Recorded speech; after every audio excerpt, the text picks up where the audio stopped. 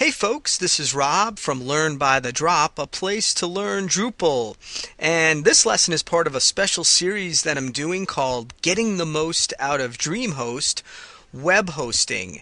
Now, I use Dreamhost to host all of my Drupal sites. It works very well for me, and so I want to show you some of the basic steps that you'd take on Dreamhost to help get your Drupal site up and running.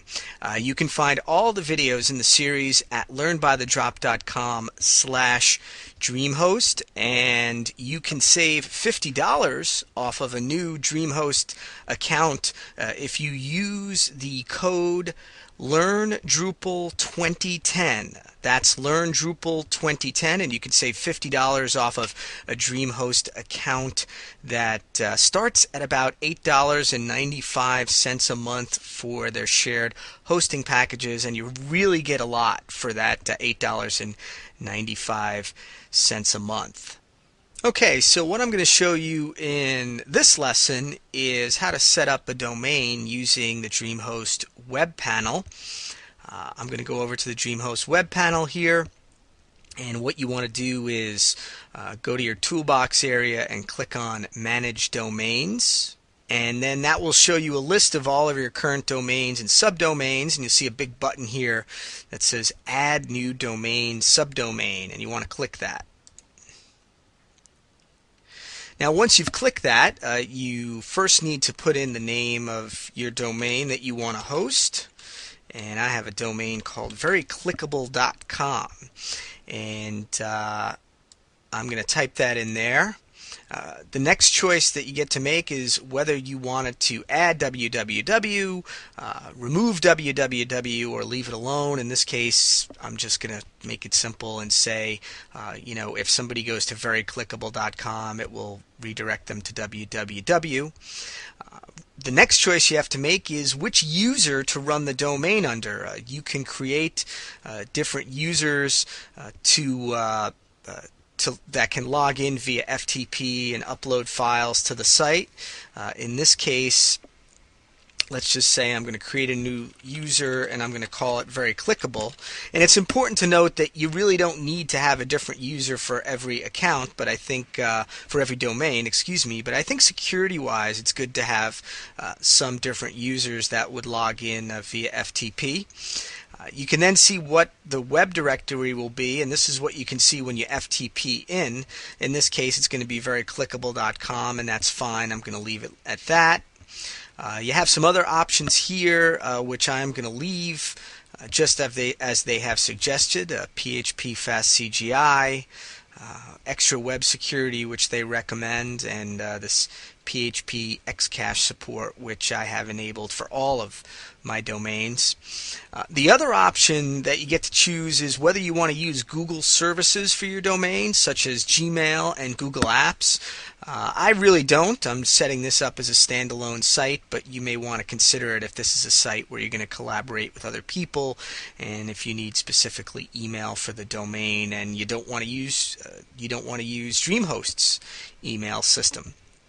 So you can choose those or not. The next thing to do is select Fully Host this domain.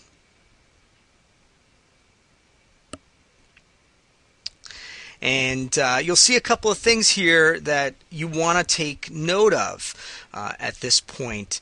First thing that you need to do is take down the FTP user. So in this case, it's Very Clickable, and then there's a password that they have assigned, and those are two things, and then also the location. These are three things that you're going to need to set up in your FTP program to allow you to connect and upload files to your site. You'll also want to take note of the name server addresses. Now, if you didn't register this domain with Dreamhost, it's likely pointing to different name servers, and all you would need to do if you didn't sign up for the domain with Dreamhost is to go there and change the name servers to ns1 through ns3.dreamhost.com, and then once you've done that, you should see that you have this Very Clickable here in your list of domains. It should show the user very clickable as the user that can access your domain via FTP. And if you ever want to make any edits to that, you can just click on this edit button and you can go in and make some edits. Okay, so once you have that set up, the next thing that you'll want to do is you'll want to set up your FTP program in order to be able to upload files to this very clickable.com, and so that's what I'm going to show you now. Okay, so I've opened up FileZilla, which is a free FTP program that I use to send files up to the web. So what we want to do is go to our site manager, and we want to create a new site, and I'm just going to call this very clickable.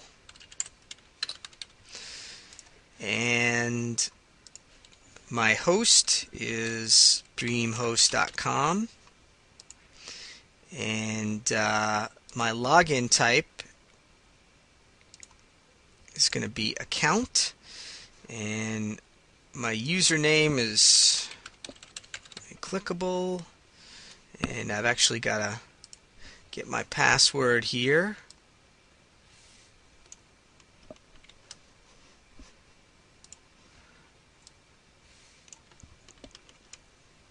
And I'm going to enter my account name. Actually, I'm just going to call it normal. Okay, now that I've entered that information, I should be able to click on very clickable. And there we see that I have my veryclickable.com folder available to me, and now I can select files on my site, on my local machine, and upload them to the site. In this case, I would be uploading just the basic files necessary to run my Drupal installation. So now that I've got that set up, I'm ready to go to the next step, which is if I want to prepare a Drupal site for use on this particular domain, I'm also going to need to set up a database. Thanks for watching this lesson on how to get a domain and your FTP set up on Dreamhost. You can find the entire series of getting the most out of Dreamhost videos on Learn by the Drop at learnbythedrop.com/Dreamhost. And remember, if you use the code LearnDrupal2010, you can save $50 off of a shared Dreamhost hosting account that will cost you about $8.95 a month. That's $8.95 per month, and will give you just about everything you need to get up and running with a Drupal site. Thanks for watching, and best of luck to you in all of your